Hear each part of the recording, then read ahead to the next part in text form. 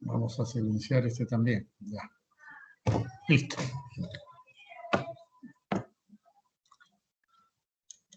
Ya está sonando otra vez, ¿eh? Es una maldición. Muy bien. ¿Se ven? Chicos, ¿se ven? Todavía no, doctor.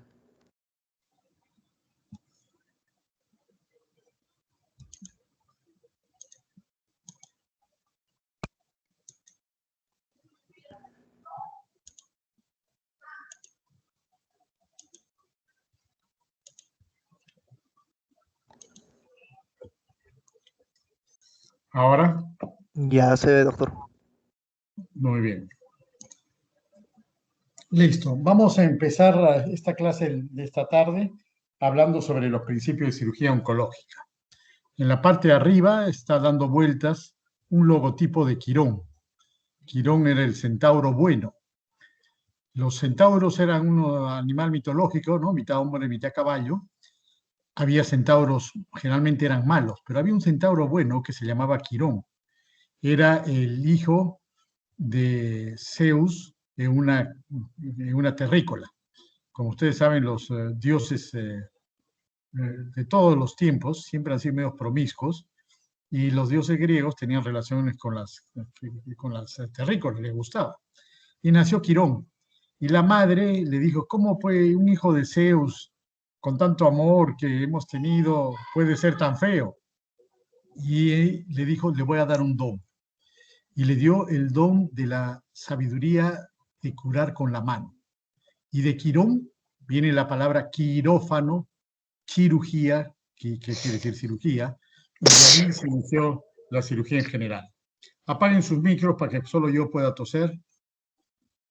Vamos a ver una evolución histórica de la cirugía del cáncer, el rol de la cirugía oncológica, terapias quirúrgicas oncológicas que utilizamos, como son la cirugía primaria, que puede ser curativa o citoreductiva, la cirugía paliativa, cirugía de las metástasis, accesos venosos y el futuro de la cirugía oncológica.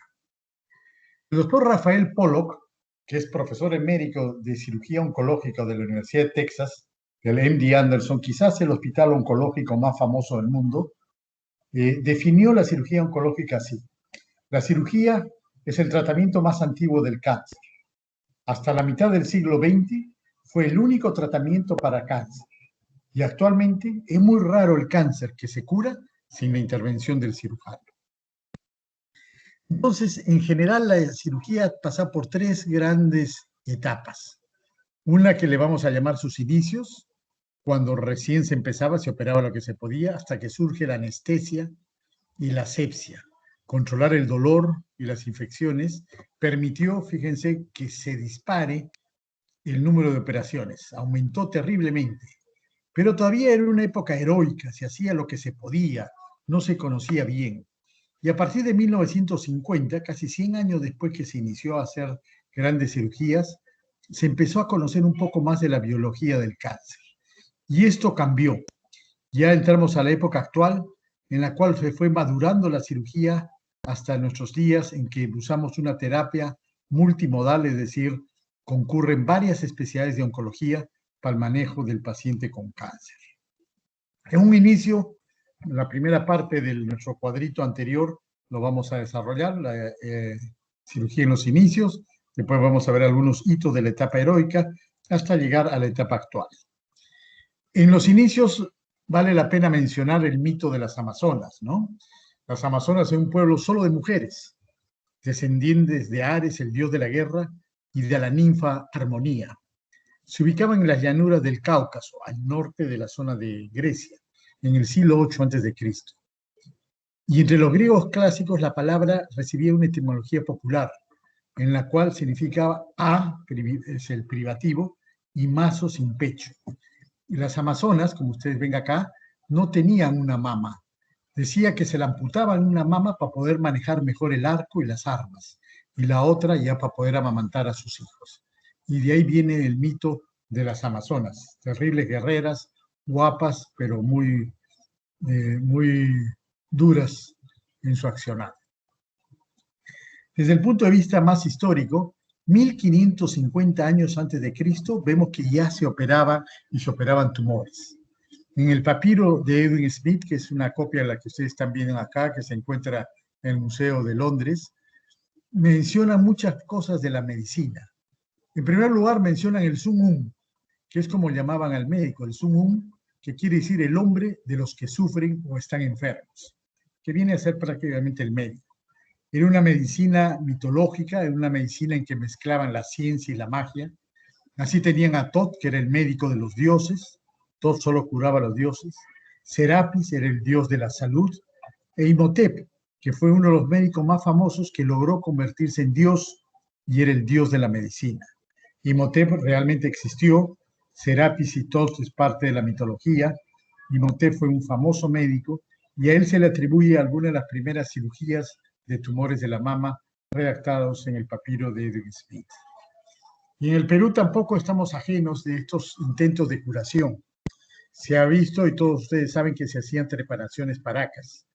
Pero hay pacientes con 2 y 3 trepanaciones y parece ser que no solamente los trepanaban por traumatismos para drenar hematomas, sino que tenían una gran habilidad para diagnosticar. El doctor Rondón Olazábal tiene un trabajo muy interesante de una zona en el Colca, donde se hacían múltiples trepanaciones, era prácticamente un centro quirúrgico de trepanaciones, y ahí hacían 2 y 3 trepanaciones, sabían diagnosticar muy bien los problemas neurológicos y realmente ha sido un hito importante. Usaban la cocaína y derivados de la coca para anestesiarlos o adormecerlos y el alcohol. También me debo mencionar a Santa Águeda, sin alusiones a su profesora. Santa Águeda o Santa Ágata era una bella doncella que no quería tener favores amorosos de nadie y quería consagrar su cuerpo a Dios. El embajador de Sicilia, el gobernador de Sicilia, Quintinus, se enamoró de ella y ella no cedía a sus pretensiones amorosas. Entonces ordenó que la aten en un árbol y le corten las 2 mamas. Apenas sucedió eso, cuenta la tradición católica que se incendió el árbol con ella y se fue su cuerpo al cielo. Y es la mujer, la santa, patrona de las mujeres mastectomizadas.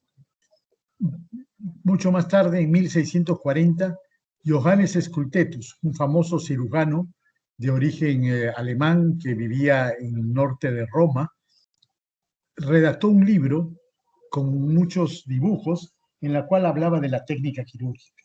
Y ustedes ven una foto de ese dibujo en las cuales se hacía una extirpación de la mama.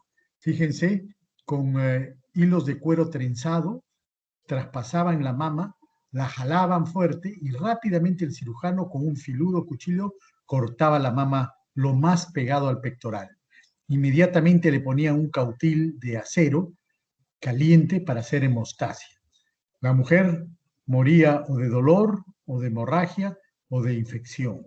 No había nada para calmar. En algunos sitios usaban derivados de la amapola, el opio, y algunas otras plantas, pero realmente era poco lo que se hacía, había que aguantar. Por eso había la idea de amarrar a los pacientes que se iban a operar. El Perú no es ajeno al desarrollo de la cirugía del cáncer, especialmente el cáncer de la mama. Santa Rosa de Lima es santa cabalmente porque hizo una milagrosa curación, como reza ahí la diapositiva, de una noble doncella llamada Juana de Bobadilla, que era portadora de un voraz cáncer de pecho. Así lo describe Hermilio Valdizán y es citado por Alaiza Escardó en su libro Historia de la Cirugía del Perú. Y gracias a este milagro de curar a Juana Bobadilla es que es una de las causas que santificaron a Santa Rosa de Lima. Y en Arequipa también el registro más antiguo que se tiene del manejo del cáncer es en 1623. En los documentos para la historia de Arequipa, el padre Víctor Marriga narra que en esa época Francisco Gómez de Rada se fue autorizado para que use su arte y pueda sacar saratanes y tumores. Saratán era como se conocía el cáncer de mama en la colonia. Pero ahí vamos a ver, esa era la cirugía en sus inicios, que se hacía esporádicamente cada vez que uno podía. Pero había un gran problema, el dolor y la infección. Y el gran desarrollo de la anestesia y la asepsia alrededor de 1850 dio inicio a otra etapa importante de la cirugía. Empezó la era heroica. Un 11 de diciembre de 1844, a las 10 de la mañana, en el mismo consultorio, un dentista, Horace Wells, se hizo él mismo extraer una muela usando un gas que se llamaba el gas hilarante. Tuvo éxito. Hasta enero de 1845 lo usa 14 y 15 veces. Más tarde va a utilizarlo en el Massachusetts General Hospital y realmente no le fue muy bien, y su ayudante, esto fue hecho por Morton, su ayudante Morton lo hizo y con él sí hubo éxito. Y el doctor Gilbert Abbott por primera vez operó un tumor del cuello sin que el paciente tuviera el dolor. Ahí estaba John Collins, Howard, Gould, Townsend y Bigelow, famosos cirujanos del Massachusetts General Hospital. Otro de los grandes avances se debe a Lister. Lister, este famoso médico francés, entre 1827 y 1912, fue cuando vivió, describió la antisepsia. Empezó a usar el ácido carbónico para matar estos gérmenes que venían en el aire. Entonces, fíjense en la diapositiva, todavía no habían inventado los guantes, mientras que operaban, tenían una persona que era el antiséptico, este señor que está parado acá, que andaba disparando estos gases de ácido carbónico para disminuir la infección.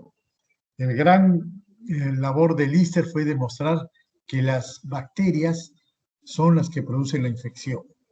Más tarde, Pasteur dio el golpe definitivo para demostrar que evidentemente la infección no era de generación espontánea ni por un humor podrido, sino que había un microorganismo que lo producía.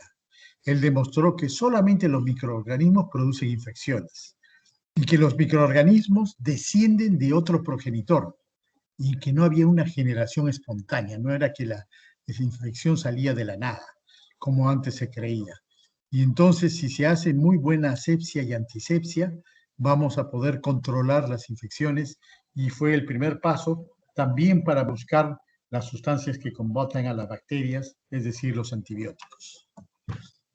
En esta época histórica que se andaba descubriendo grandes hitos de la historia, también tenemos que recordar a Ignaz Semmelweis, el que introdujo el lavado de manos, y no por coronavirus, sino por las fiebres puerperales. En 1847 demostró que las fiebres puerperales se podían evitar mediante el lavado de manos. Resulta que en el hospital donde trabajaba había dos salas, una en la cual los alumnos asistían y otra en la cual solo asistían los profesores. Las fiebres puerperales eran muy frecuentes donde asistían los alumnos, porque resulta que los alumnos iban a las 7 de la mañana a la Facultad de Medicina a disecar cadáveres. Todavía no se formalizaban los cadáveres, así que realmente tenían que usar cadáveres frescos. Y después de operar, pasaban visita y examinaban a las parturientas que estaban a punto de dar a luz.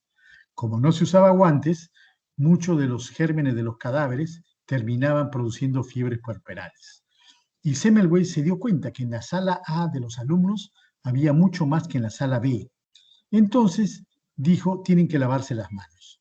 Empezó a hacerles el lavado de las manos y usaba el jabón carbólico para eliminar los gérmenes. Y solo después de un adecuado y bastante minucioso lavado de manos, les dejaban entrar a la sala para examinar a las parturientas. Y solo con eso disminuyó terriblemente las fiebres puerperales y quedó demostrada la importancia del lavado de manos, ya que ahí iba la transmisión de los gérmenes. Irónicamente, Semmelweis muere a los 47 años de una infección, una apendicitis complicada. Se lo llevó porque no había ningún antibiótico en ese entonces. En esta época era difícil, que se controlaba con las justas el dolor y con a puras penas la asepsia y la antisepsia. Grandes cirujanos marcaron hitos de la historia. Ephraim McDowell, en 1809, opera un tumor de ovario.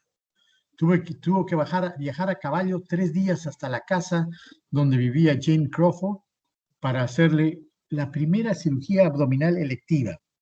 La examinó, vio que era un tumor de ovario, dijo, sí se puede operar, vengo en 15 días a operar. Regresó con su material, la operó en su casa, como ustedes ven en el dibujo de la época, ¿no? La condicionó y le sacó un ovario, un tumor de 15 kilos, perdón, de 11 kilos, y la paciente Jane Crawford vivió muchos años para contar la hazaña de Efraín McDowell y se convirtió así en uno de los pioneros de la cirugía oncológica.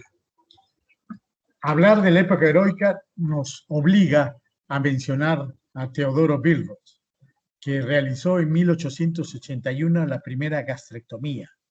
En la imagen ven ustedes una gastrectomía tipo 2, un Billroth 2, una anastomosis gastroyeyunal, en épocas que con las justas había algo de analgesia y algo de antisepsia. Simplemente para ubicarnos en la época, les recuerdo que en esos días no había sueros, no había agujas endovenosas.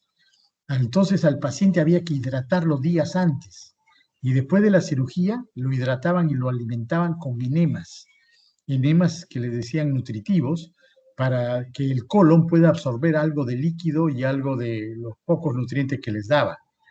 A los pocos días les daban, casi inmediatamente les daban de comer hielo picado para ayudar a la hemostasia del estómago. La cirugía tenía que ser muy rápido porque si no el paciente moría de dolor o intoxicado con las primitivas anestesias que se usaban, que no eran más que ETAs. Y los pacientes, muchos de ellos sobrevivían. Como dice ahí, en 1881 se hizo la primera gastrectomía y se marcó un gran hito. Se empezó con la cirugía digestiva grande contra el cáncer y contra todas las enfermedades digestivas. Billroth, además, era un eximio músico, era violinista de la Orquesta Filarmónica de Berlín y tocaba con su amigo Brahms, un conocido músico. Y como todos los músicos, después de trabajar, Billroth en el hospital, Brahms en la Orquesta Sinfónica, se reunían a tocar en la tarde y después terminaban en el bar de la esquina. Un día, tomando en el bar de la esquina, de repente Brahms tiene un vómito de sangre y Billroth le dice, tienes un cáncer gástrico, y lo opera a su amigo. Lo opera y lo salva. Le hace una gastrectomía parcial y Brahms logra sobrevivir gracias a su amigo Billroth, incluso le compone una canción que lo tocaron juntos. Así empezó a desarrollarse en la época heroica la cirugía colónica.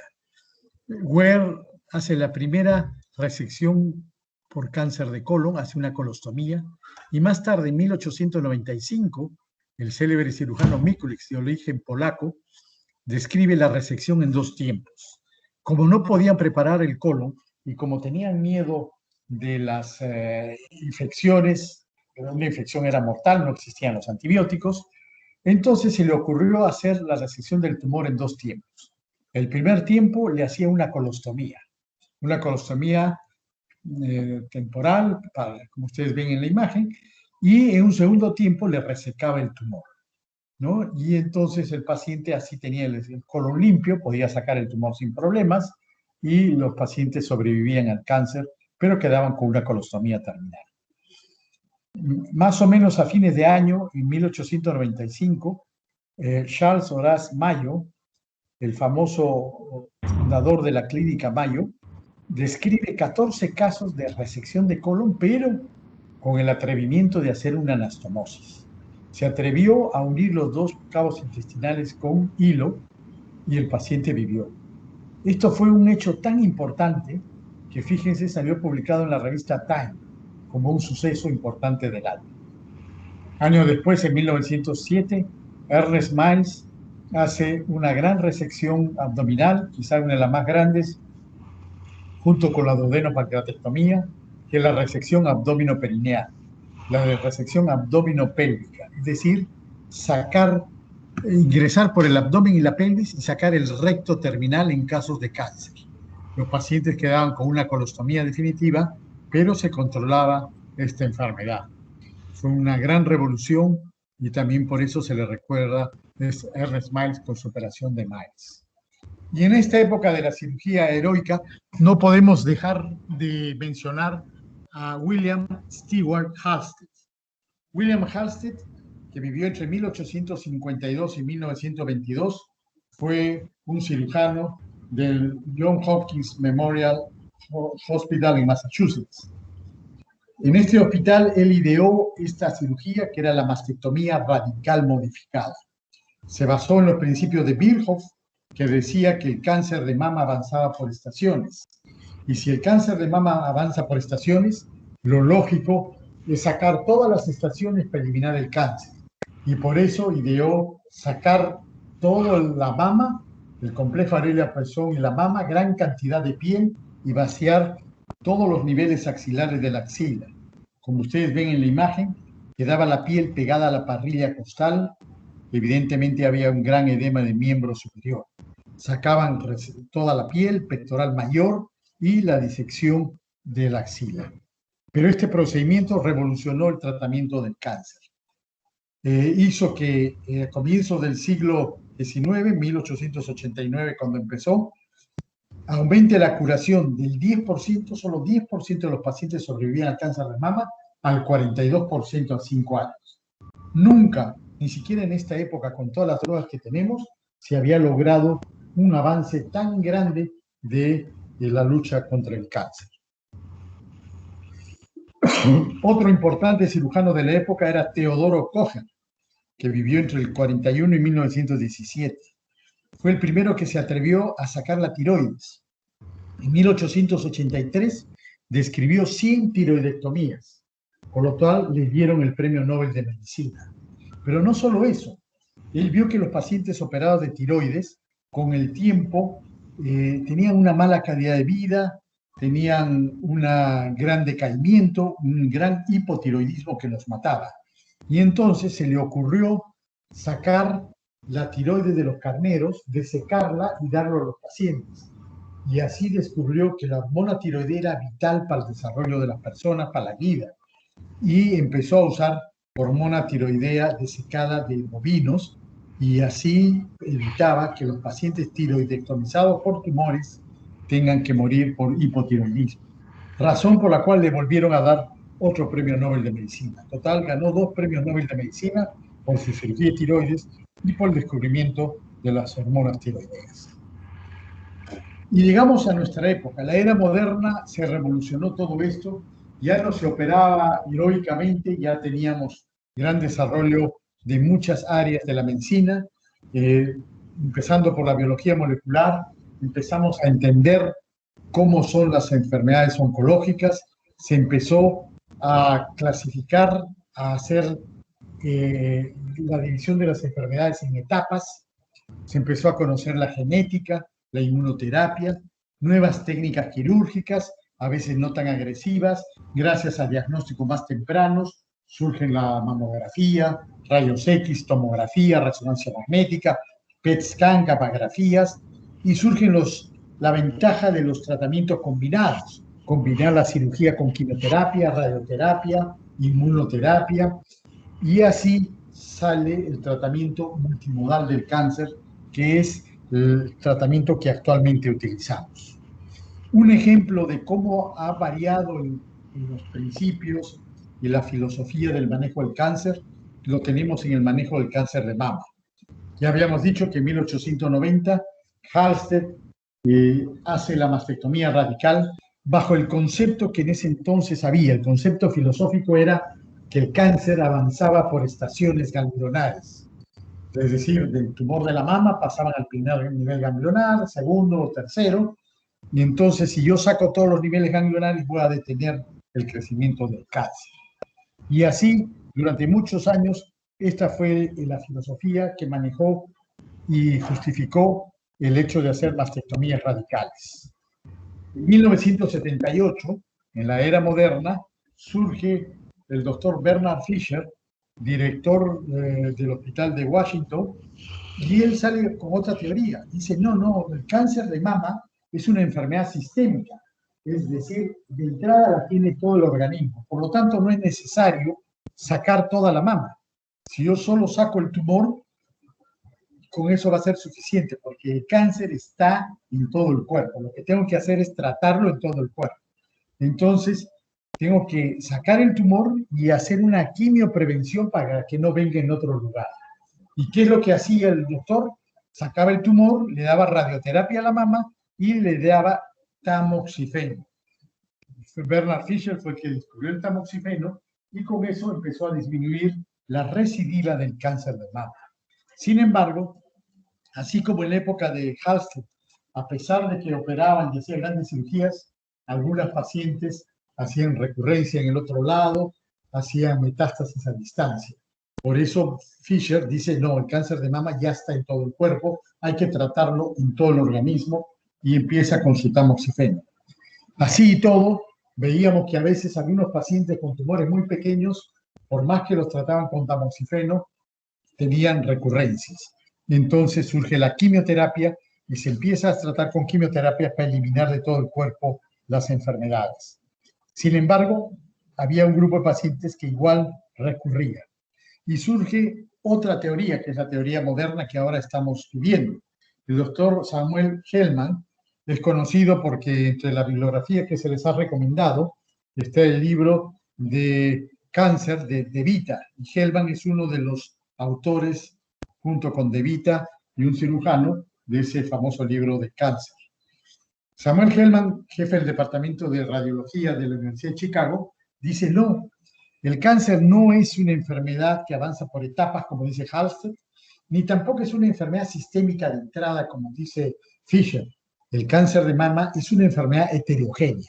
Es decir, cada mujer tiene un cáncer completamente diferente del otro, dependiendo de los genes que traiga alterado. Y por eso unos cánceres muy pequeños pueden rápidamente dar metástasis, unos cánceres un poco más grandes demoran más en dar metástasis. Entonces, como es una enfermedad heterogénea, debemos tratar de conocer lo más que se pueda del tumor. Y así surge el estudio de los receptores estrogénicos positivos, receptores de progesterona, HER2, el Ki67, e incluso estudios de mapas genéticos que nos dicen cómo cada tumor es diferente. Un tumor de una mujer de 40 años de 2 centímetros con un ganglio en la axila se va a comportar completamente diferente que el mismo tumor del mismo tamaño en otra mujer de la misma edad. ¿De qué va a depender? De la composición genética del tumor. Por eso dicen que es una enfermedad heterogénea. Y entonces empieza a desarrollarse la época de la cirugía conservadora. Era lo mismo hacer una mastectomía radical modificada que una cirugía conservadora, y evidentemente la psicología de la mujer que tenía las dos mamas va a ser menos golpeada que la que le hacen una mastectomía. Este es un artículo histórico. En el año 2002, New England sacó 2 grandes artículos en los cuales referían 25 años de experiencia que comparaban la cirugía conservadora, ya sea tumorectomía o mastectomía parcial, con mastectomía radical modificada. Era lo mismo sacar solamente un tumorcito que sacar toda la mama, siempre y cuando la paciente reciba después radioterapia y un tratamiento sistémico. Bernard Fisher fue el autor de ese artículo de 25 años de experiencia, y en Europa Bonadeo sacó su estudio con también 25 años de experiencia en el manejo conservador de la mama. Entonces, lo que yo les quiero decir con estas últimas diapositivas, que entiendan cómo ha sido, cómo hemos ido aprendiendo el comportamiento biológico del cáncer de mama. Desde la primera hipótesis de Halsted, que era la enfermedad loco-regional, evolucionamos a la hipótesis determinista de Fisher, que decía que la enfermedad era sistémica de entrada, y ahora estamos en el espectro biológico que postula Hellman, que dice la enfermedad es heterogénea, es una enfermedad heterogénea. Y es así como avanza la ciencia, y es así como también avanza la filosofía de luchar contra el cáncer. Este es un ejemplo muy claro cómo en la mama, en los últimos años, se ha ido evolucionando en su conocimiento.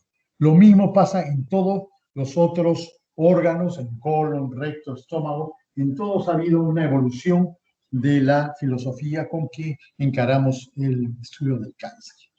Y entonces, Si bien los primeros que luchaban del cáncer han sido los cirujanos en general, con el surgimiento de otras técnicas como la radioterapia en 1938, después la quimioterapia, surge el concepto de cirujano oncólogo. Recién en 1978 el Instituto Nacional del Cáncer reconoce la cirugía oncológica como una especialidad. En 1988 la Asociación Americana del Cáncer recién reconoce la cirugía oncológica y empieza a crearse los organismos para regular el mejor uso de la cirugía en cáncer. La Sociedad Peruana de Oncología Quirúrgica define cirugía oncológica como una especialidad quirúrgica que se encarga del tratamiento de tumores sólidos, del tracto oroesófago gastrointestinal, de órganos parenquimales, endocrinos y de la piel. Tejidos mesenquimales, neurogénicos, huesos y partes blandas. También incluye la prevención, consejo genético, diagnóstico específico y procedimientos de estadificación, rehabilitación y cuidados de seguimiento. La cirugía oncológica está enfocada en la terapia multimodal. Entonces podemos decir que el rol moderno del cirujano oncólogo incluye todos estos 9 acápites: prevención, diagnóstico, estadificación, tratamiento, paliación, técnicas de apoyo, rehabilitación, seguimiento e investigación. En la prevención el rol del cirujano ha sido muy importante. Fíjense, tiene que hacer trabajo de prevención primaria y secundaria.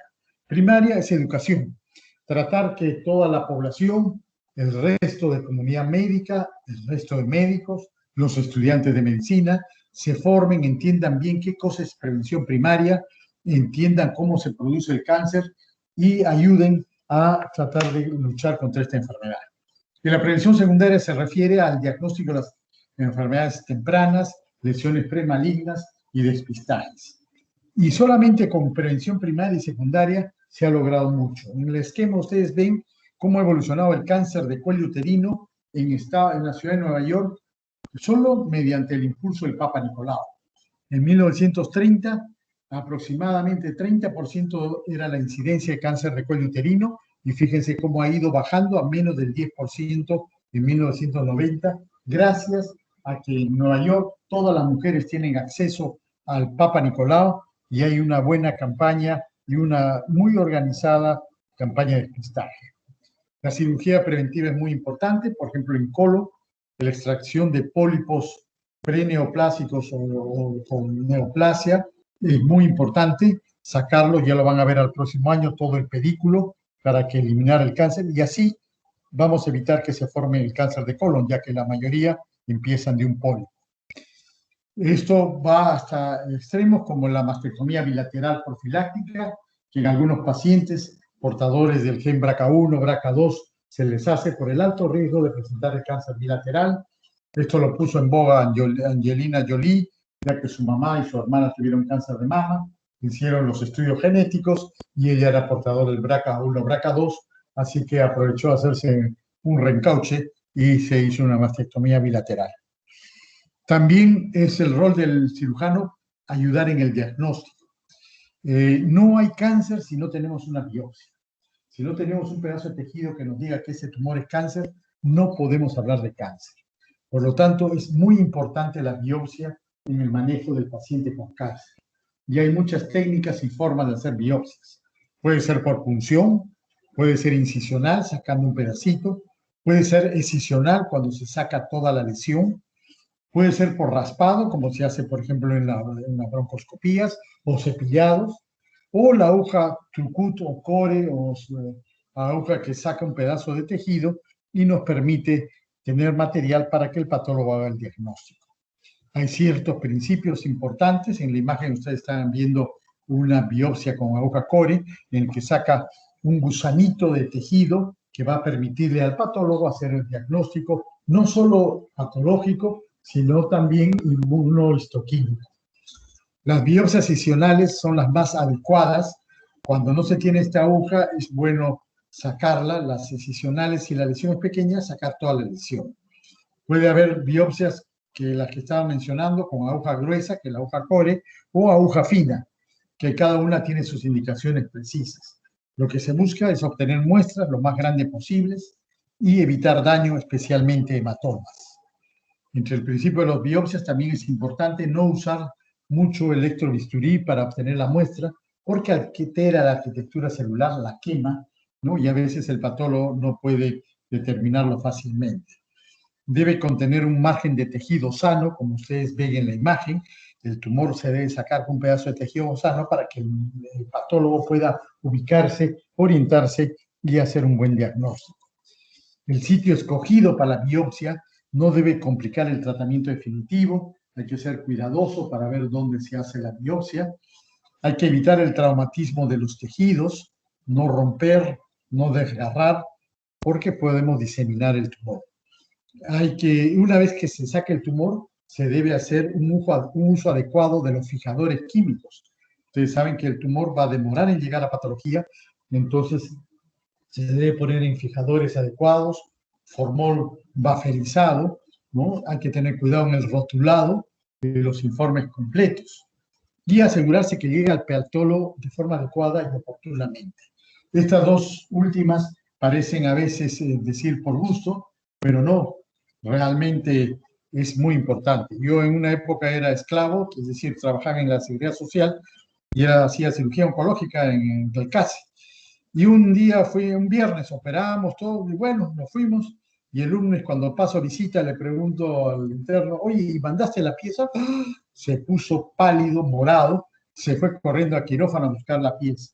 Cuando regresó más pálido y más morado, porque resulta que habíamos hecho una hemicolectomía derecha y se había olvidado de tramitar la pieza, la dejó en un lavador, y como en el seguro la gente entra y sale y no se preocupa de nada, se había quedado todo el fin de semana en el lavador. Y en la noche parece que vino un gato y se lo comió. Y nos quedamos sin pieza y sin tumor, lo cual era un gran problema porque, de acuerdo al número de ganglios, se le da la quimioterapia. No teníamos tumor y no teníamos ganglios. Un gran problema. Por eso hay que asegurarse que llegue al patólogo de forma adecuada y oportuna. Otro rol del cirujano es la estadificación. La figura que les muestro, ven a Pierre Denoy, un cirujano francés que se inventó el TNM que tanto lo usamos, no existió siempre, fue inventado por Pierre Denoy y mezclaba las características del tumor, algunas veces el tamaño, la medición a veces en centímetros, otras veces en profundidad, como es el aparato digestivo, y la presencia de ganglios, variando en el número y la ubicación, y la presencia de metástasis. De la combinación de estas características del tumor, nódulo y metástasis, sale el TNM, que se reduce en los estadios. Y esto ha ido cambiando mucho a través del tiempo y sigue cambiando. Por eso se ha creado una institución, la AJCC, American Joint Cancer Commission, que junto con la IARC, la Agencia Internacional para Investigación del Cáncer, las dos figuran en la imagen, se encargan de permanentemente evaluar el TNM y los estadios y cómo van evolucionando de acuerdo a las necesidades de la tecnología y la época. Y todos los años hay constantes actualizaciones de diversas clasificaciones del TNM. Acá ustedes la ven en el NCCN, esta página tan importante del National Cancer Comprehensive Network, que ya se los menciono siempre a los alumnos, es de libre acceso, tienen que inscribirse, pero ya con eso les dan un código que ustedes se los inventan y van a poder tener acceso a todos los cánceres, no solo a su clasificación, sino a los mejores métodos para diagnóstico, tratamiento y seguimiento. Otro rol importante del cirujano es la estadificación. Ya habíamos mencionado esto, ¿no? ¿Y para qué estadificamos? Acá les digo el por qué. Fíjense, primero se hace un estadiaje del cáncer para el pronóstico. Todo el mundo quiere saber, doctor, ¿voy a vivir? ¿Cuánto tiempo va a vivir? ¿Cómo va a ser? Y eso va a depender del estadiaje. Segundo, clasifica a los pacientes de acuerdo a la carga tumoral. Los que tienen más carga tumoral van a ser estadios avanzados, 3 o 4. Los que tienen menos carga tumoral, estadios iniciales, 1 o 2. Además, es una guía para la selección de la neoadyuvancia y adyuvancia. ¿Cuándo le hago neoadyuvancia y cuándo adyuvancia? Hay un límite. y eso me lo va a dar el estadio. Evalúa los resultados de la neoadyuvancia. No es lo mismo dar una neoadyuvancia a un estadio 4 que dar neoadyuvancia a un estadio 1 o 2. Entonces, va a ayudarnos a entender la neoadyuvancia. Facilita el intercambio de información. Si yo voy a probar un nuevo fármaco, tengo que utilizar cánceres que tengan el mismo estadio. De lo contrario, va a ser un lío y no vamos a tener principios de comparación de los tumores.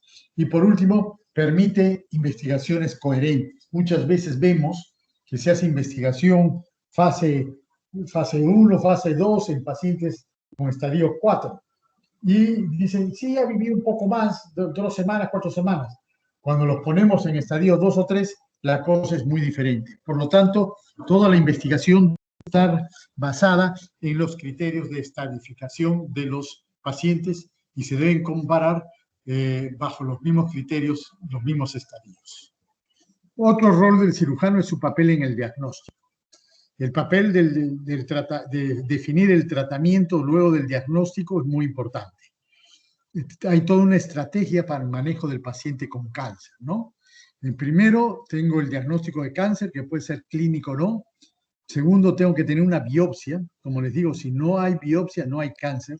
Y la biopsia implica saber la morfología del tejido, la presencia o no de marcadores, si tiene receptores de algún tipo o no, si hay oncogenes involucrados, pruebas de inmunohistoquímicas, todo eso va en la biopsia. El diagnóstico del cáncer implica también hacer una estratificación para ver si la enfermedad es localizada o metastásica y una evaluación de la extensión de la enfermedad. Con todos estos datos recién puedo tomar yo la decisión terapéutica de qué es lo que mejor le va a ir a mi paciente que estoy enfrentando. Y aquí el cirujano oncólogo tiene un papel muy importante. La cirugía muchas veces es curativa. Ya como lo dijo al comienzo de la clase, es el célebre profesor de MD Anderson, solamente los tumores que se operan generalmente se pueden curar. El objetivo de la cirugía curativa es eliminar todas las células cancerosas, ya sea, por ejemplo, en la mama, en colon, aparato digestivo en general, tiroides, útero, ¿no? Y nuevamente aquí tienen la mama. Hay que eliminar todas las células cancerosas, tanto del tumor como de la parte de los ganglios. Y así voy a tener una cirugía curativa, ¿no? Acá ven un ejemplo, colon y recto, un tumor de ciego con ganglios, entonces se refiere que yo con la cirugía voy a lograr primero un control local del tumor. Voy a aliviar los síntomas, porque ya no va a sangrar o ya no se va a obstruir. Se va a restaurar la continuidad intestinal, va a ser una anastomosis iliotransversa. Se va a controlar las recidivas. Si yo hago una buena resección de todos los ganglios, ya no va a quedar nada de enfermedad, ya no va a recurrir la enfermedad. Voy a tener información para la estadificación, porque, por ejemplo, en aparato digestivo, el T1 es el que está solamente en la mucosa, T2 invade mucosa y submucosa, T3 agarra todas las capas del colon y T4 es cuando sobrepasa al peritoneo. Entonces, la única manera de saberlo es con la pieza operatoria, no con la biopsia endoscópica. Y eso me da una buena información para la estadificación y voy a decir todos los estadios 3 van a necesitar quimioterapia, mientras que los estadios 2 se pueden observar y el estadio 1 no requiere quimioterapia. Y también una cirugía adecuada va a prevenir la metástasis. Por eso es muy importante, aquí lo vemos en un ejemplo en la cirugía colorectal, cómo se aplican los principios de la cirugía oncológica. Esto se requiere una resección en bloque, es decir, sacar el tumor con márgenes de sección adecuados, lejos, para que no quede nada de tumor, y una adecuada ligadura del pedículo, es decir, lo más alto posible, porque si yo lo ligo aquí donde está en negro, fíjense, puedo dejar ganglios con enfermedad. Aquí va a recurrir la enfermedad. Por eso es importante que el cirujano oncológico bien formado se vaya hasta la base para asegurarse de que no queden ganglios en ningún sitio y poder conseguir una cirugía curativa. En casos de lesiones de piel o tumores de partes blandas, hay que hacer una extirpación de suficiente tejido normal para mayor probabilidad de eliminar todo tumor macroscópico o microscópico. La cantidad de tejido normal a extirpar depende del tipo de tumor y la localización. No es lo mismo un carcinoma epidermoide de piel que un melanoma, por ejemplo, ¿no? A esto se refiere excisión en bloque, con el objeto de tener los principios oncológicos, es decir, evitar la diseminación del tumor. Se puede sacar en una sola pieza el tumor con todos los tejidos que lo rodean. En este caso, se ha sacado, este es un colon que invadía la vejiga, muy próximo al útero. Se ha sacado colon, vejiga y útero, ¿no? Y ya después se ha hecho una reconstrucción, pero se ha hecho una gran resección en bloque de varios órganos para controlar la enfermedad. La cirugía oncológica es más agresiva. La cirugía oncológica es la más agresiva que se puede efectuar. Esta es una mastectomía radical a los Halsted, que ha sido cerrada con un colgajo. Se tiene que subir la piel para cerrar el colgajo, fíjense las costillas, ¿no? La excisión radical acarrea la disección extensiva y la extirpación de tejidos que están bastante alejados del tumor primario, ¿no? Hay otro concepto importante que es la citorreducción. Quiere decir tratar de reducir la mayor cantidad de tumor para que lo que quede, lo que no se pueda sacar con la cirugía, lo elimine otro método de tratamiento del cáncer como la quimioterapia. Esto se hace, por ejemplo, en ovario, se saca todo lo que se puede y lo que queda se elimina con quimioterapia. Después de la quimioterapia se puede volver a operar para sacar lo que no se pudo sacar o para comprobar que ya no queda enfermedad. También hay cirugía de rescate, por ejemplo, en cáncer de cuello uterino, fíjense un cáncer de cuello uterino grande, en el cual el tumor ha salido invade el parametrio, llega hasta el hueso. Después de la cirugía, de la quimiorradiación, el tumor es pequeño, se queda acá, pero todavía es viable. Si yo lo dejo acá, va a volver a crecer. Entonces, después de la radiación, se puede hacer una extirpación, una cirugía de rescate del útero. Hay otro término que se llama la relaparotomía o second look, que se utiliza mucho en cáncer de ovario. Fíjense en la imagen de la izquierda, es un cáncer de ovario que se ha operado, pero había múltiples implantes en el mesenterio. Entonces se ha resecado todo lo que se puede, esto no se le reseca porque tendríamos que sacar mucho intestino, y entonces pasa a ser quimioterapia. Después de la quimioterapia, fíjense cómo queda, solo queda este pequeño nodulito que es biopsia, porque puede tener células neoplásicas o simplemente puede ser cicatriz. El patólogo lo dirá. Si después de todas estas, según look, la relaparotomía, yo no encuentro células viables, entonces el paciente puede ser sometido a observación, nada más. Y también el cirujano oncólogo tiene un rol importante en la paliación. No siempre operamos para curar, muchas veces operamos para paliar. Hay cirugías resectivas paliativas, hay técnicas para paliar las molestias, como derivaciones intestinales, bypass, ¿no? A la colocación de prótesis en caso de pacientes fracturados. Y hay técnicas de apoyo, como nutrición, se puede hacer una gastrostomía para que el paciente pueda comer, se utiliza mucho en pacientes de cabeza y cuello, biopsias secundarias para ver si el tumor ha mutado o no y de esta manera planear un tratamiento adecuado, accesos venosos en diversas partes del cuerpo y, por ejemplo, nefrostomías o colostomías cuando hay obstrucciones transitorias que después del tratamiento oncológico se va a restablecer. Y por último, la rehabilitación. Por ejemplo, en mama, muchas veces después de una mastectomía, una cirugía grande en mama, se puede reconstruir lo mejor posible, ya sea con colgajos, como el TRAMS, la transposición del recto anterior, que se sube por acá abajo, subcutáneo, y tapa y da volumen mamario, o el dorsal ancho, que también se utiliza para reconstruir la mama. Acá tiene una colostomía, ¿no? En el cual es importante la reeducación dietética, la rehabilitación física, resecciones musculares, manejo de la ostomía, prevención y manejo del linfedema. Cae todo dentro de la función de rehabilitación que debe hacer el cirujano oncólogo. Y por último, penúltimo, el seguimiento. Es importante seguirlos a los pacientes regularmente. Primero, para el diagnóstico temprano de las recurrencias, que se van a poder manejar más fácilmente si se diagnostican a tiempo. El manejo de los efectos tardíos de la cirugía, por ejemplo, el cáncer gástrico, puede haber síndrome de dumping primario o tardío, y también para un soporte psicológico. Por eso es muy importante que el cirujano participe en el seguimiento de los pacientes. Y los síndromes post-gastrectomía, por ejemplo, fíjense, son varios, hay muchos de ellos, y el cirujano es el que más está familiarizado con su manejo, y si no lo diagnosticamos, vamos a tener un serio problema y el paciente la va a pasar muy mal. la frecuencia de ciclos digestivos, lo vamos a pasar, y por último, la investigación. Hemos puesto como cirujano oncólogo investigador a Charles Brenton Huggins, que fue el primero que demostró que sacando los ovarios, la orquiectomía se puede detener el cáncer de próstata, y realmente, gracias a sus estudios, también fue galardonado con el premio Nobel en 1966, demostrando que el cáncer de próstata es testosterona sensible. ¿Cuáles son los principios de la cirugía oncológica? Evaluar el tipo y extensión del tumor y decidir el plan quirúrgico para la resección.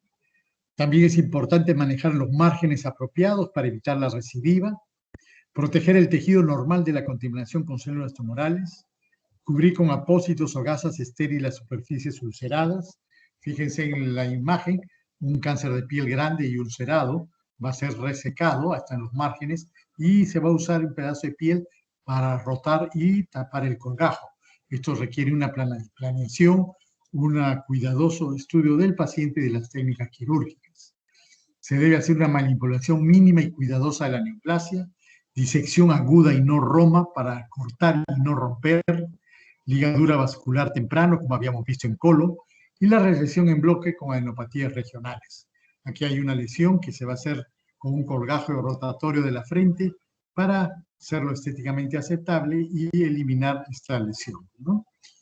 Otros de los principios importantes son evitar el contacto de los guantes en el instrumental con tejido tumoral. Es raro el implante, pero es una buena práctica. Hay que fulgurar cualquier superficie tumoral que quede expuesta y considerar terapias adyuvantes o neoadyuvantes para tener mejor éxito en el control del tumor. Al igual que las biopsias, en las piezas hay que hacer un correcto uso de fijadores químicos, enviar muestras con solicitudes completas y minuciosas. Los patólogos no son adivinadores, necesitan buena información. El estudio histopatológico de las lesiones, incluyendo el tejido sano extraído, para poder evaluar los márgenes, hay que identificarlos correctamente y después nos va a permitir interpretar lo que nos diga el patólogo. El paciente debe quedar sin enfermedad. Eso quiere decir una RC, es decir, sacar toda la enfermedad posible. La ventaja de la cirugía es eso, que es la única manera que podemos llegar a estar seguros que hay un RC. Segundo, no tiene efectos carcinogénicos. La cirugía nunca produce otros cánceres, cosa que sí puede hacer la quimioterapia y la radioterapia, ¿no? La quimioterapia está asociada a muchas leucemias y linfomas después a largo plazo, e incluso en radioterapia se ha visto sarcomas secundarios o, por ejemplo, en cáncer de cuello uterino hemos visto adenocarcinoma del recto estimulados por la radiación del recto al tratar un cáncer de cuello uterino. La otra gran ventaja es que no hay resistencia biológica, quiere decir que podemos aplicar la cirugía varias veces en el transcurso de la enfermedad del cáncer. Y por último, es económica comparada con la quimioterapia, especialmente con las nuevas drogas y la radioterapia. Para tener éxito, tenemos que planificar bien nuestra resección oncológica. Tenemos que pensar bien en la anatomía, por eso hay que conocer, el cirujano oncólogo debe conocer muy bien su anatomía y saber qué técnica y qué táctica va a aplicar. La técnica es cómo se hacen las cosas, la táctica es en qué momento es el momento más adecuado de aplicarla para tener éxito. Fíjense, el porcentaje de curación del cáncer. Los cánceres, el 62% se puede curar con cirugía, 25% solo con radioterapia, 4% para la quimioterapia y 9% para los tratamientos combinados. Por lo tanto, la cirugía sigue siendo el método oncológico que más cura. Fíjense cómo se ha conseguido la sobrevida en muchos cánceres en las últimas décadas, ¿no? En azul tienen el periodo actual de 2003 a 2008 y en plomo 1973 a 1978. ¿De qué va a variar? Del órgano. ¿Qué se ha conseguido mucho? Por ejemplo, fíjense en mama cómo ha cambiado la sobrevida, en ovario también, en colon y recto, pero hay algunos como páncreas y que realmente es poco lo que se ha ganado, ¿no? Entonces, sí se está avanzando, pero hay mucho más que hacer. Fíjense cómo el cáncer son más graves y con peor pronóstico en los varones que en las mujeres, porque las mujeres van al médico más y entonces determinan cánceres más temprano. Además, los tipos que predominan en el cáncer es diferente que en los varones. En los varones, fíjese, el cáncer de pulmón ha sido mucho tiempo el más frecuente, ahora está bajando. En cambio, el de mama, en mujeres el cáncer de pulmón recién está subiendo. Esta es una de las causas por la cual hay esta diferencia de sobrevida entre hombres y mujeres. Aquí vemos en verde el cáncer de estómago, que está bajando tanto en hombres como en mujeres, se está desapareciendo. El cáncer de mama tiene este lugar, en varones no se totaliza acá mama, hay, pero es muy escaso. Entonces varía de un sexo a otro y a través del tiempo. En general, la sobrevida de los pacientes a 5 años para todos los cánceres, desde 1975 al 2009, fíjense cómo ha aumentado, una notable sobrevida. Ahora hay pacientes que viven mucho, incluso tenemos pacientes que presentan segundos y terceros cánceres, a veces no relacionados entre ellos, por la gran sobrevida que se ha logrado. Por lo tanto, del 1975, que la sobrevida a 5 años no llegaba al 50%, en el año 2009 llega casi al 70% la sobrevida de todos los tumores en 5 años. William Osler, este famoso clínico, decía: el buen médico trata la enfermedad, el gran médico trata al paciente que tiene la enfermedad. Cirujanos oncólogos es una especialidad bastante nueva. Fíjese, esto en el año 2015 se hizo una medición en Estados Unidos. Los oncólogos clínicos, había más o menos 14.000 oncólogos clínicos, 521 gineco-oncólogos y cirujanos oncólogos 466 en Estados Unidos, ¿no? Entonces, realmente es una especialidad bastante nueva que recién se está desarrollando. Este es el equipo multidisciplinario de oncología del Hospital Goyeneche en una reunión que tuvimos. Entonces, decimos que el tratamiento principal del cáncer es cortarlo, quemarlo y envenenar a los pacientes. Los cortamos con la cirugía, los quemamos con la radiación y los envenenamos con la quimioterapia. Hay que hacer un balance para no llegar a este extremo, que realmente es una de las causas que a veces asusta a la gente. Muy bien. ¿Alguna pregunta? ¿Alguna? ¿Seguimos?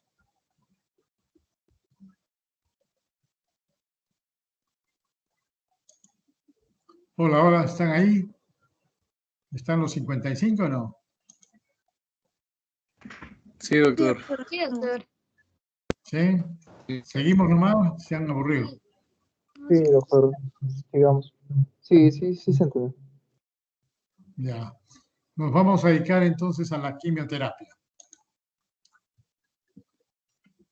Vamos a tomar un poquito de agüita para alguna pregunta, algún comentario. Lo dejamos para después entonces, ya. Vamos a hablar de otra de las grandes armas de la oncología, la quimioterapia. Y ustedes dirán, ¿qué hace un cirujano oncólogo hablando de la quimioterapia? Yo soy un cirujano oncólogo híbrido, porque yo hice cirugía oncológica, como ustedes ven acá, tengo mi registro nacional de especialista, yo hice mi especialidad en Argentina, y en ese entonces mi esposa también empezaba a hacer la especialidad de oncología, y yo ya había terminado, entonces me ofrecieron si no quería hacer otra especialidad como oncólogo clínico, y volví a hacer oncología clínica, y por eso tengo los 2 registros de especialista. Y por eso les voy a hablar algo de los principios de quimioterapia en el manejo del cáncer.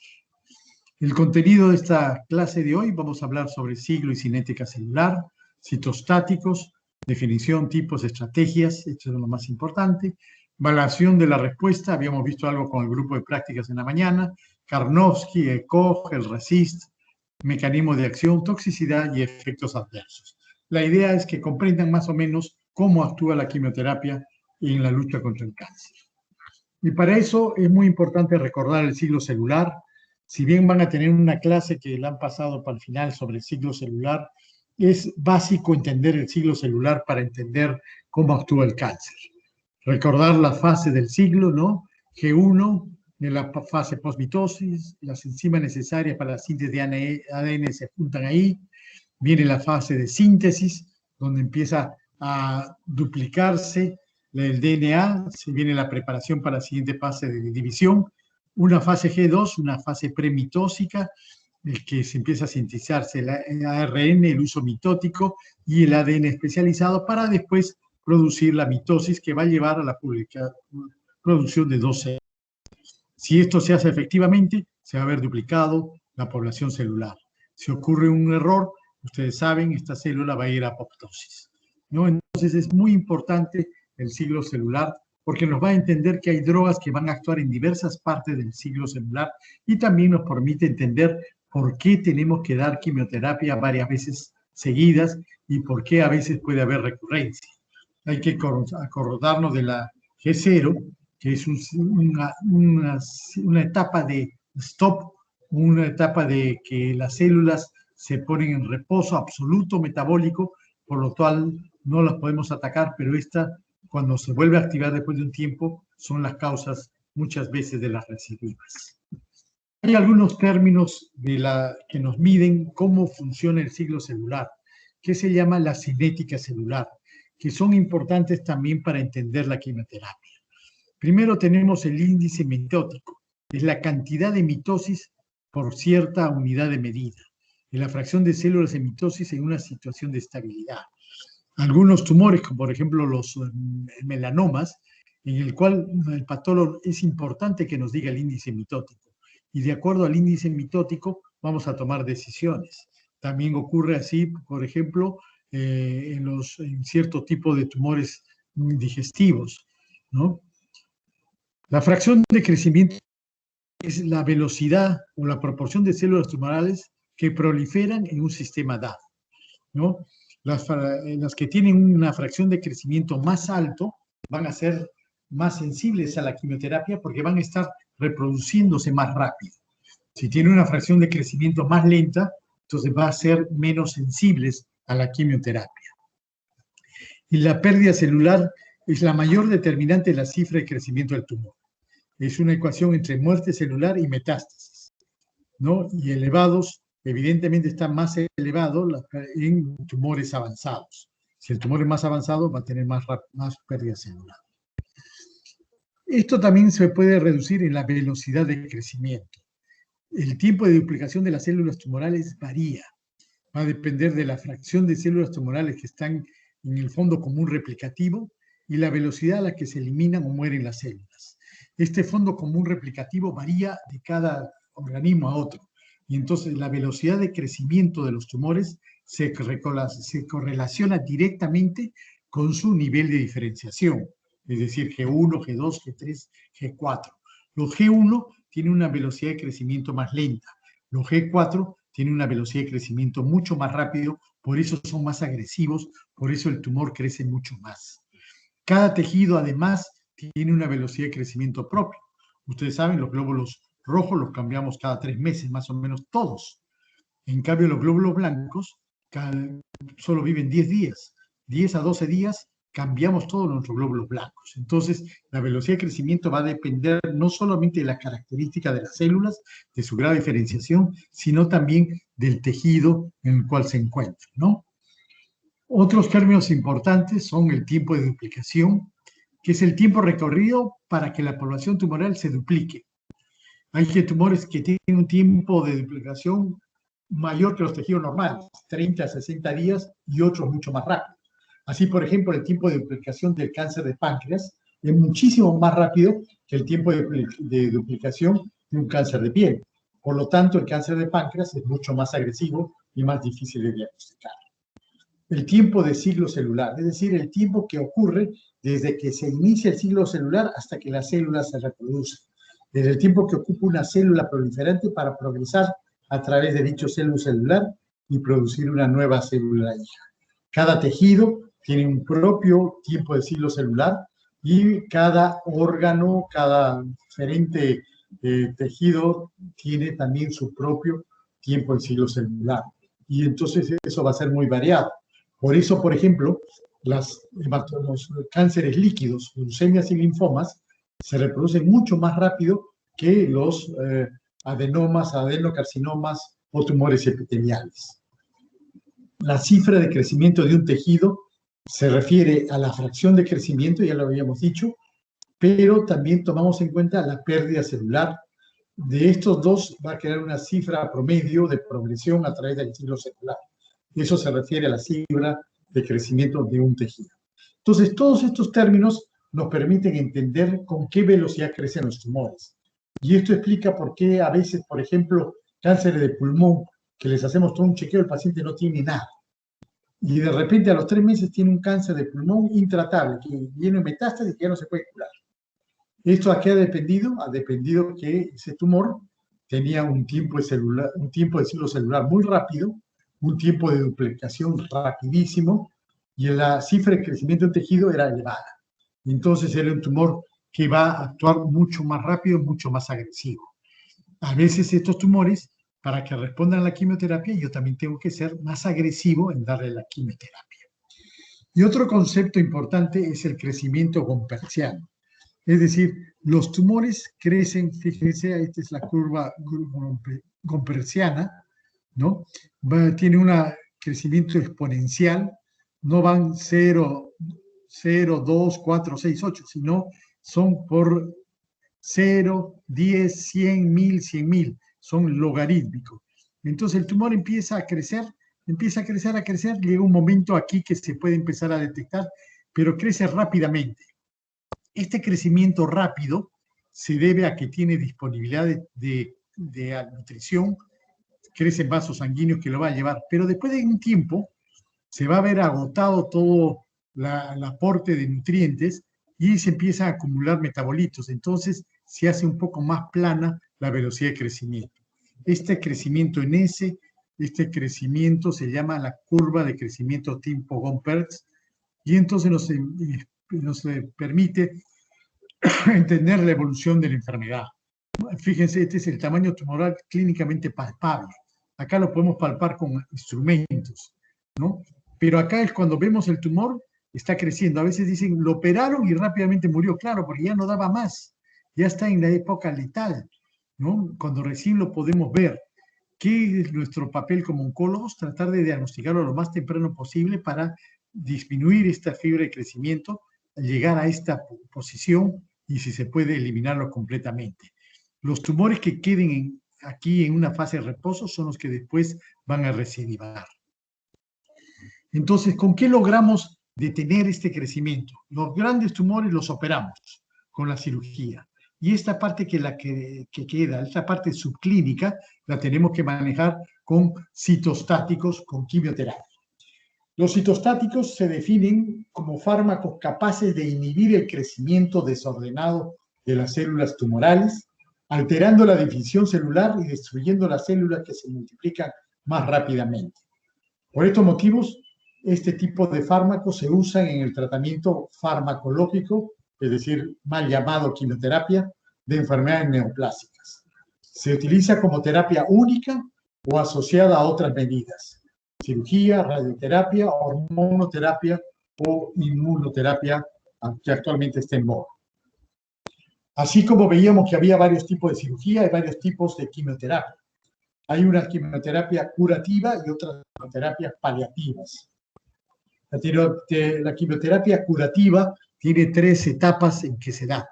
Inducción, cuando preparamos para que la mayor cantidad de células se pongan en el ciclo celular en una etapa próxima a donde mejor va a actuar la célula neoplásica, ¿no? Que se acerquen a la fase de síntesis. Consolidación, una vez que hemos matado a muchas células, las ponemos en una parte sensible del grupo del ciclo celular, las golpeamos con bastante droga y eliminamos el tumor. Pero hay la posibilidad de que vuelva a crecer, entonces entra en una etapa de mantenimiento. En cambio, en la cirugía paliativa, vamos a buscar la comodidad del paciente y aumentar la calidad de vida y que el paciente viva más sin molestias. Acá vemos la primera parte, la inducción de la remisión. Se usa un esquema intenso de quimioterapia inicial, especialmente en tumores hematológicos. Se utiliza altas dosis de drogas, 2 o más medicamentos con el objeto de lograr la máxima reducción. Ponemos 2 o más medicamentos para que actúen en diversas partes del ciclo celular y logremos frenar la reducción celular. De tal manera, logramos la recuperación normal de la médula ósea en poco tiempo. Generalmente se da 1 o 3 siglos, se da en siglos cabalmente para permitir que la médula ósea se recupere y no llegue a una anemia plástica. La quimioterapia y consolidación es que una vez que hemos logrado lo que buscábamos con la quimioterapia anterior, es decir, con la remisión, ahora vamos a consolidar ese tratamiento. Esta se da después de la remisión, es decir, después de una intensificación temprana. Se pueden usar medicamentos diferentes a los usados en inducción o los mismos, dependiendo del tipo de enfermedad. Se puede usar el mismo esquema a dosis mayores o se puede variar. Y lo que busca es erradicar el mayor número de células residuales. La curva gompertziana, ya no la parte de arriba que está media plana, sino la parte de abajo que empieza a hacerse vertical. Y después viene una quimioterapia de mantenimiento. Son medicamentos a bajas dosis, generalmente por vía oral, mantener niveles terapéuticos de quimioterapia y evitar la regresión o la recaída. Y a veces duran incluso hasta 3 años. Por ejemplo, en mama usamos 5 años de tamoxifeno. Entonces son quimioterapias de mantenimiento. También hay una quimioterapia de rescate. Es decir, después que yo he dado la quimioterapia, el paciente anduvo bien, mejoró, bajó el volumen celular, pero al poco tiempo empezó a crecer otra vez. O después de haber tenido una enfermedad controlada, empieza a aparecer la enfermedad. A eso se llama quimioterapia de salvamento. En pacientes refractarios a tratamiento, es decir, cuando no hay citorreducción de 4 a 6 siglos, o también cuando es necesario cambiar el esquema que no tenga resistencia cruzada con el esquema anterior para lograr una nueva respuesta tumoral. Hay varias estrategias. Estrategias se refieren en el momento en que doy la quimio. Entonces, en primer lugar, tenemos la quimioterapia adyuvante, es decir, cuando nos vamos a ayudar al tratamiento principal.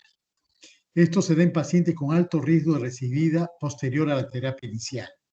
Esto va a depender del sitio anatómico, del tamaño y características patológicas del tumor, características biológicas de él, si está involucrado ganglios linfáticos o hay un riesgo genético.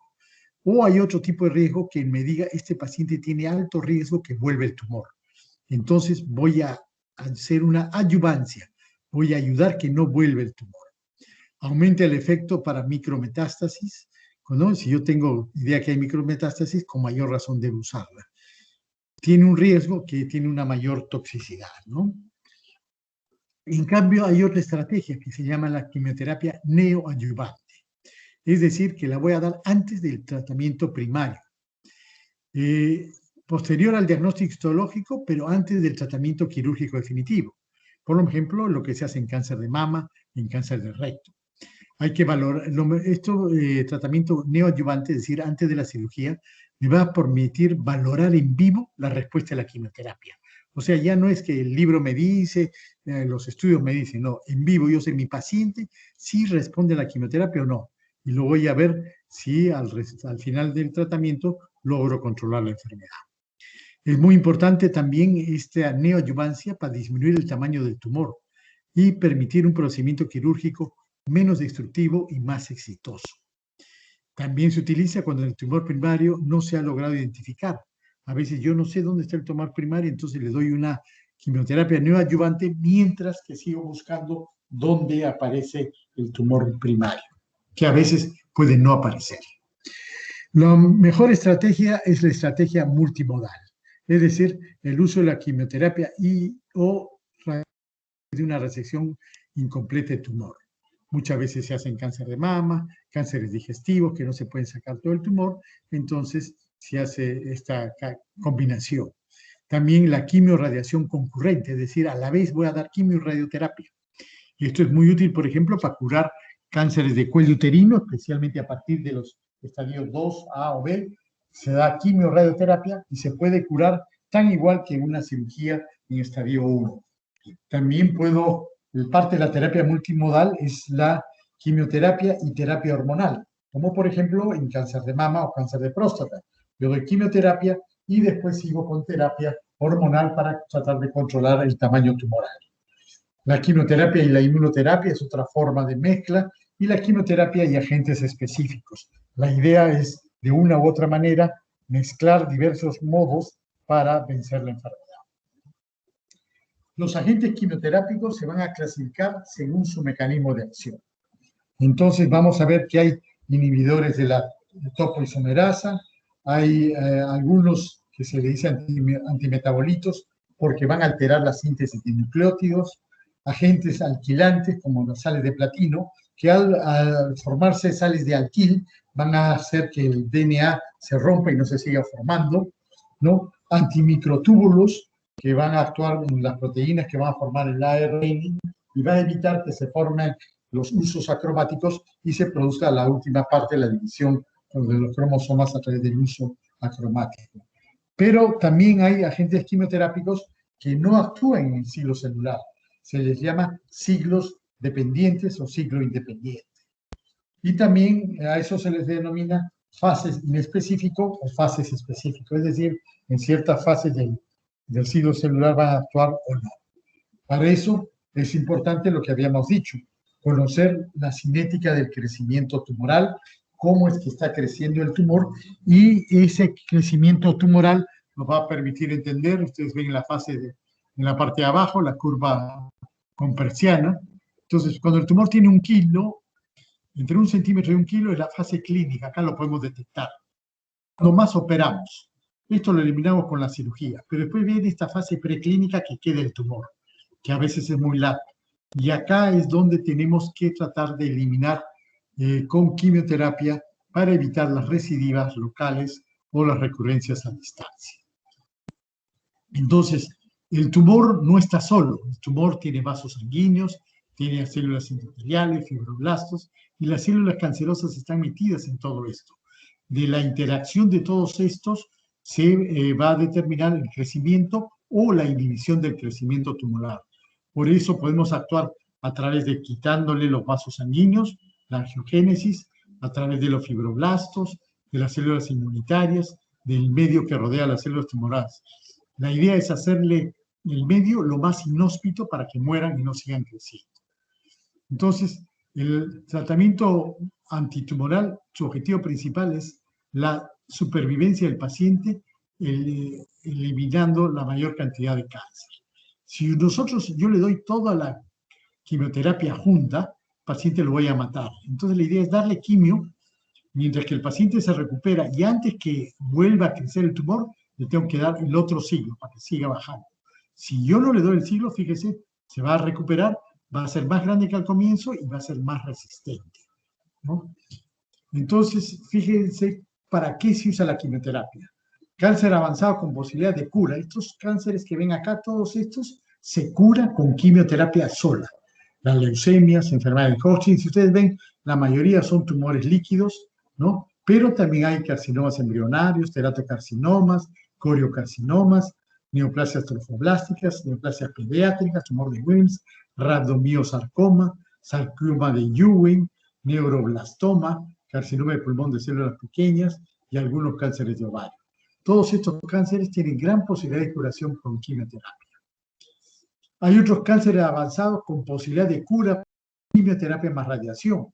Por ejemplo, todos los cánceres de cabeza y cuello, el cáncer de ano. En el próximo año en cirugía vamos a ver el cáncer de ano, ustedes van a ver solo con quimio y radio, ya no se opera. Y es una gran ventaja porque evitamos el ano contra natura. Algunos carcinomas de mama, cáncer de pulmón. En otros casos, cánceres con posible cura con quimioterapia como adyuvante. Es decir, después de la cirugía se va a terminar de curar con la quimioterapia, como ocurre en cáncer de mama, colorectal, osteogénico, sarcoma de tejidos blandas. En general, el colorectal, acá podemos incluir todos los cánceres del aparato digestivo. Cáncer con posible alta cura con altas dosis de quimioterapia, es decir, dosis elevadas, pero con soporte de células madre, principalmente tumores líquidos, leucemias, linfomas y mielomas. Entonces, hemos visto que la respuesta a los tejidos va a variar de acuerdo a los tejidos.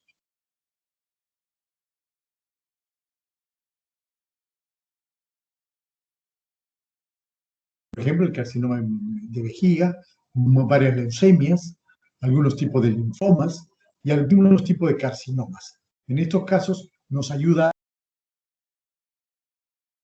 También en ciertos estadios avanzados sabemos que hay una pobre respuesta a la quimioterapia, por lo tanto tenemos que ser muy cautos y a veces no utilizarla, como cáncer de próstata, neoplasia del tracto biliar, carcinoma de tiroides, de vulva, pulmón a células no pequeñas, cáncer de próstata, melanoma y carcinoma hepatocelular. Realmente tienen muy poca respuesta a la quimioterapia. Podemos usar drogas biológicas inmunoterapia que actúa mucho mejor. ¿Cómo vamos a valorar la respuesta en un tratamiento? Entonces, acá vamos a ver varias cosas. Primero, la escala de Karnofsky y la escala del tamaño del tumor, RECIST. Vamos a cambiar un poco el orden. La valoración de la respuesta al tumor se denomina RECIST, ¿no? Esta respuesta puede ser de varias formas. Nosotros decimos que el tumor ha tenido una respuesta parcial cuando ha disminuido por lo menos el 50% de su área bidimensional. Es decir, largo y ancho lo sumamos. Si eso baja el 50%, tenemos una respuesta parcial. Respuesta completa cuando desaparece todo el tumor. Eso ya es más fácil, no es necesario medirlo, hacemos tomografía y ya no está el tumor. Y progresión de la enfermedad cuando aumenta el 25% de las lesiones preexistentes. Es decir, no disminuye el tumor, sino por el contrario, aumenta el 25% del tamaño basal. Y enfermedad estable cuando no ha habido ningún cambio. Estos criterios RECIST se hacen generalmente después de 3 o 4 ciclos de quimioterapia para evaluar si tengo que cambiar de esquema o de táctica o de droga, cuál es lo mejor. También va a depender del estado del paciente. Y a eso se refiere la escala de Karnofsky, que son dos escalas que nos ven el estatus del paciente. Karnofsky y el ECOG. Karnofsky es la escala más utilizada por los americanos, es sobre el 100%. 100 es normal, sin alteraciones, sin evidencia de enfermedad, y 0 es el paciente difunto. Entonces hay tres grandes grupos, ¿no? Del 100 al 80, el paciente tiene capacidad de hacer sus cosas, prácticamente puede tener un esfuerzo, pero se puede valer por sí mismo. Del 70 al 50 hay un gran deterioro de la capacidad del paciente para valerse por sí mismo. Empezamos en 70, que es capaz de hacer sus cuidados personales, pero incapaz de actividad normal o trabajo activo. Y 50 requiere considerable ayuda y frecuentes cuidados médicos, ¿no? Entonces va bajando. A partir de los 40 el paciente está incapacitado, requiere cuidados especiales y ayuda, ¿no? Una incapacidad grave y así sucesivamente. Entonces, generalmente siempre son elegidos para quimioterapia los que tienen Karnofsky más de 80. Entre 70 y 50 hay que valorar qué tipo de neoplasia tiene y qué. Generalmente por Karnofsky por debajo de 40 ya no se da tratamiento más que tratamiento panel. Un poco más sencillo es la escala del ECOG, la escala europea, la Escuela Europea de Oncología tiene esta escala, en que el 0 equivale al 100 de Karnofsky, que es totalmente asintomático, trabajo activo, y 4, el paciente permanece 100% del día en la cama, necesita ayuda para todas las actividades de la vida diaria, como higiene corporal, movilización en la cama, incluso alimentación. Entonces va deteriorándose poco a poco. Los ECOG 1 y 2 son susceptibles de tratamiento con quimioterapia. 3 hay que pensarlo, hay que ver si realmente va a ganar nada. Y 4 es que no es elegible para ningún tratamiento con quimioterapia. Acá tienen las respuestas, un resumen de la respuesta del RECIST, lo que les decía, respuesta completa, respuesta parcial. Y acción de la quimioterapia. En general, todos los mecanismos sociales van a hacer lo siguiente: impedir el crecimiento de vasos sanguíneos, detener la división celular, producir la muerte celular por apoptosis e impedir la división de las células celulares. Esto es lo que busca la quimioterapia. La clasificación de los medicamentos es como sigue. Tenemos una quimioterapia convencional, que puede ser moléculas pequeñas, ¿no? Se usan observación empírica y actúan sobre el ADN durante la mitosis. Otras drogas se denominan agentes específicos o moléculas pequeñas o biológicas, anticuerpos monoclonales o citocinas que actúan sobre una molécula específica expresada por las células, y eso es lo que se denomina agentes específicos. Otras veces se llama terapia hormonal cuando usamos hormonas o bloqueadores de hormonas que generalmente actúan sobre andrógenos o estrógenos para frenar su reproducción en tumores hormonosensibles como mama, endometrio, cáncer de ovario y otro, próstata. Y terapia biológica se refiere cuando usamos macromoléculas con el objetivo particular de regular respuesta inmune para erradicar las células tumorales, ¿no? Aquí utilizamos anticuerpos monoclonales, citocinas y terapia génica. Estos son los diversos tipos de medicamentos que se usan para tratar la quimioterapia.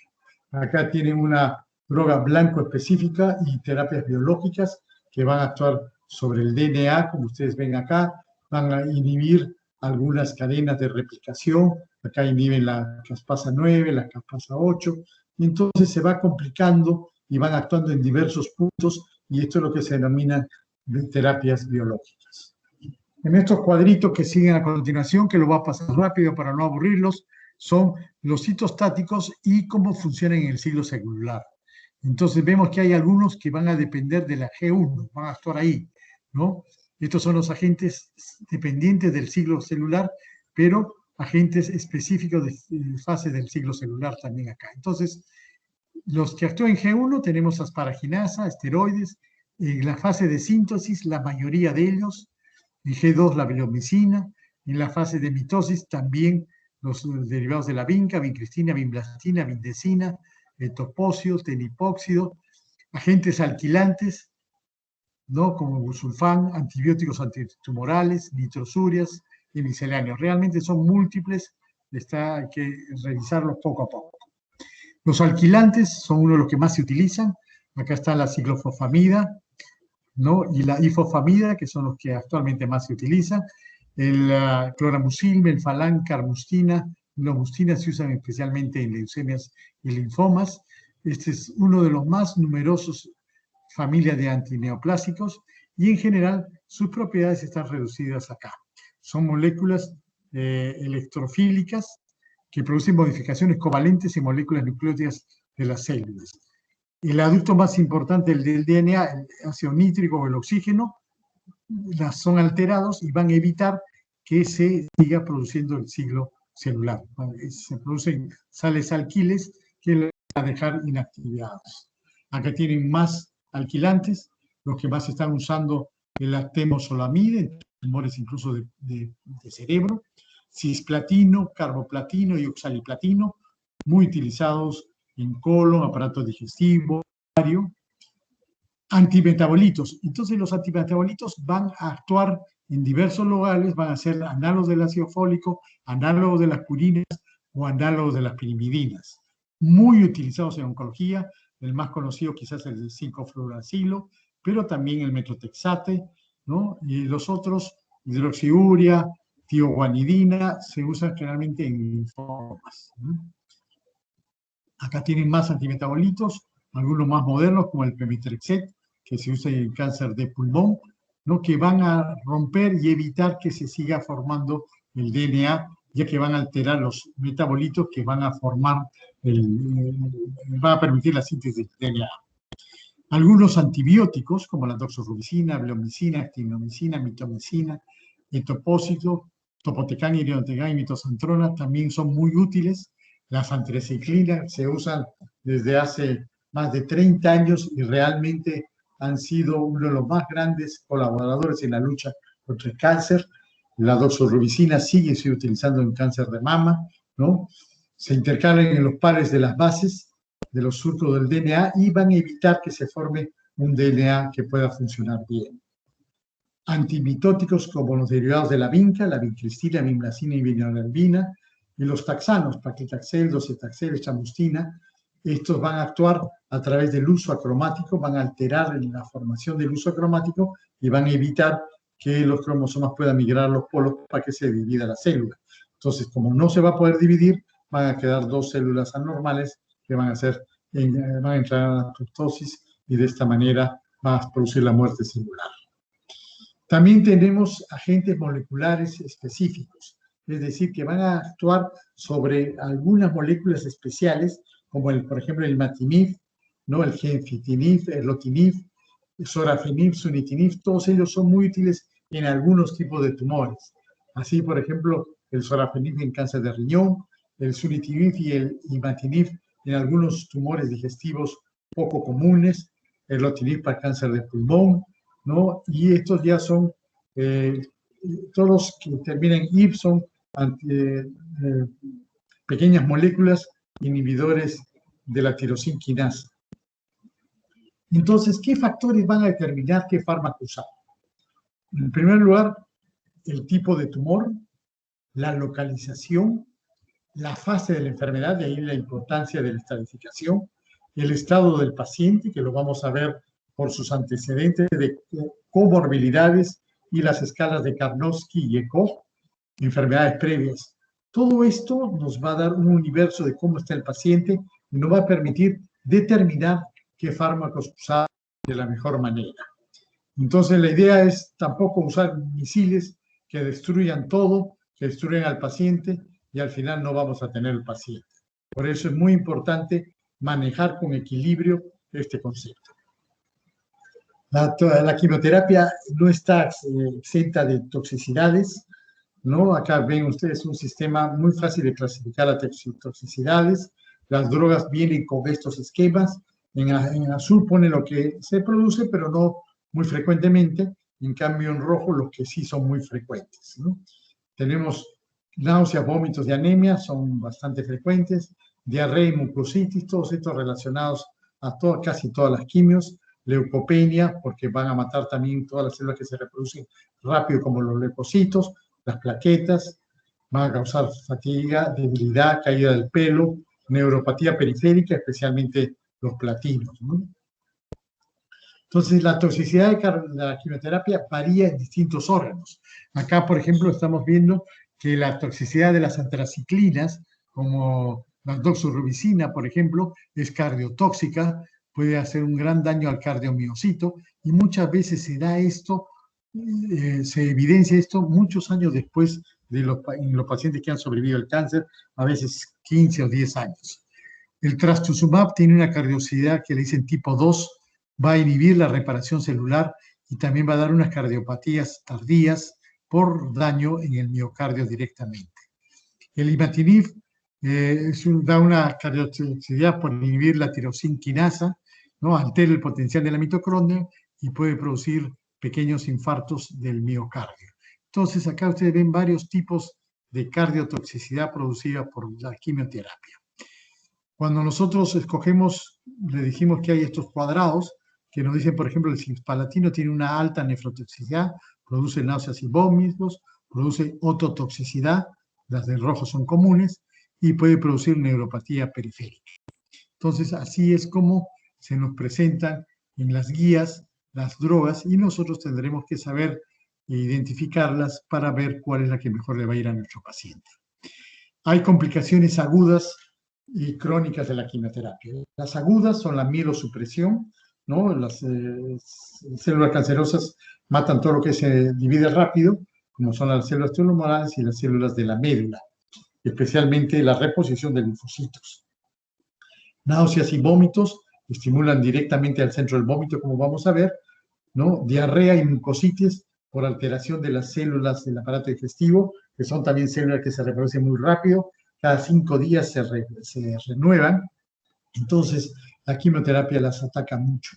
Igual las ataca la raíz del pelo, que están en constante crecimiento, entonces se frena y por eso se caen y produce alopecia, pero generalmente siempre son reversibles.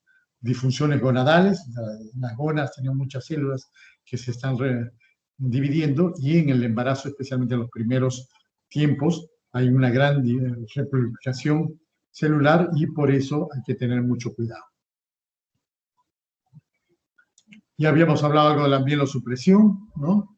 Aquí tiene como alrededor del 10º día, entre el 7 y 15, es cuando más baja, porque cuando hemos dado la quimio hemos matado a todos los neutrófilos, que generalmente viven 10 días, y entonces todos los que estaban listos para salir estos primeros días han sido destruidos por la quimioterapia. Recién cuando pasa el día 15, que ya están madurando en la médula, empiezan a salir y entonces se recupera el paciente y ya puede entrar a otro nuevo ciclo.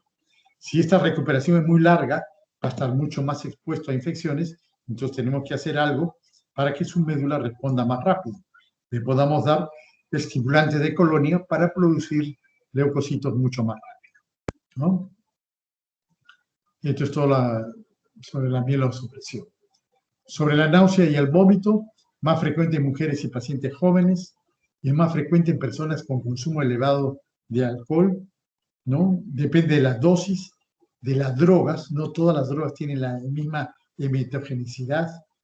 La emesis aguda ocurre las primeras 24 horas, pero la emesis tardía es la que ocurre a las 24 horas. Por lo tanto, el tratamiento de la náusea y vómito debe ser prolongado durante varios días después de la quimioterapia. Esto se produce tanto en el cerebro como en las células del aparato digestivo. Entonces, acá tenemos la clasificación de acuerdo a la emetogenicidad de las drogas. Hay unas drogas que producen muchos vómitos, nivel 4, y otras que producen muy poco, nivel 1. Por ejemplo, el bevacizumab, la bleomicina, las vincas, casi no producen náuseas. En cambio, el cisplatino, la ciclofosfamida, la carbamazepina son de elevado nivel hematógeno. Carboplatino no tanto como el cisplatino, pero también, ¿no? Y otros que tienen bajo nivel, pero pueden producir vómitos. Entonces, esto es importante para saber con cuánta intensidad yo voy a dar mi tratamiento antináusea y vómito. Como les decía, la quimioterapia va a actuar a nivel central, a nivel del hipotálamo y también a nivel periférico. En 3 lugares va a actuar y el resultado va a ser las náuseas y los vómitos. Y podemos bloquearla a ese nivel. Felizmente poseemos ahora bastantes buenos agentes antieméticos, como antagonistas de la 5-hidroxitriptamina que actúan a nivel cerebral, ¿no? Con ondansetron, granisetron, dolasetron, tropisetron, palonosetron. Lo que varía es la potencia, siendo en ese orden, siendo el palonosetron quizás el más potente junto con el tropisetron, comparado con el ondansetron. Son la piedra angular de la profilaxis. La idea es que el paciente no vomite, ¿no? Y también tenemos inhibidores de la neurocinina 1, que junto con los antagonistas de la 5-hidroxitriptamina van a ser unos potentes antieméticos. Reducen al 50% la emesis de la medicación de rescate en comparación solo con la dexametasona, que fue el primer antiemético que se utilizó, ¿no? Acá lo vuelvo a mencionar, muchas veces se usan corticosteroides que van a potencializar el efecto de los fármacos antieméticos utilizados, ¿no? Entonces, cada vez hay más desarrollo de las drogas contra el cáncer. La idea es eliminarlo lo más pronto posible, ¿no? Hay antígenos, hay presentadores de antígenos. Estos lo van a ver, la inmunoterapia del cáncer. Van a tener una clase especial que es parte del nuevo armamentario y futuro armamentario que tenemos para luchar contra el cáncer. Muy bien, hasta acá nos vamos a quedar. Espero no haberlos aburrido mucho. He tratado de sintetizar lo más que se puede. El tema es largo y complicado, pero es necesario conocerlo.